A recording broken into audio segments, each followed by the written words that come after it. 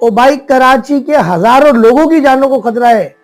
ये आप मार्टों में नहीं भेजो अपनी फैमिलियों को, नहीं जाओ। इम्तियाज मार्ट नहीं भेजो, चेजअप नहीं भेजो, चेस वैल्यू नहीं भेजो। बाखुदा मैं सही बता रहा हूं, इनकी जानों को खतरा है। ये आगे लग जाएंगी इन मार्टों में, ये बाहर नहीं निकल पाएंगे। बेसमेंट में आज तक मार्केट है, बिल्डिंग कंट्रोल अथॉरिटी में कोई कार्रवाई नहीं की। फायर का सिस्टम कहीं पर भी नहीं है, पार्किंग कहीं पर भी नहीं है, रोडों पे लोग गाड़ियां खड़ी करते हैं। नीचे बेसमेंट में आज तक मार्ट चल रहे हैं, कोई मार्ट केबीसी ने बंद नहीं किए। ये अपनी फैमिली की आप जानोगे, खुदा न खास्ता का कोई मसला हो गया तो उनसे आप हाथ धो बैठोगे अपनी फैमिलियों से। ये बिल्डिंग कंट्रोल अथॉरिटी ने कोई काम नहीं किया इस हवाले से।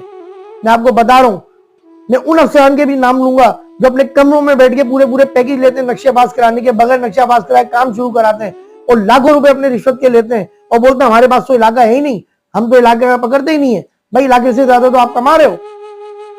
सेंट्रल न्यूज ने मुतालबा किया है 7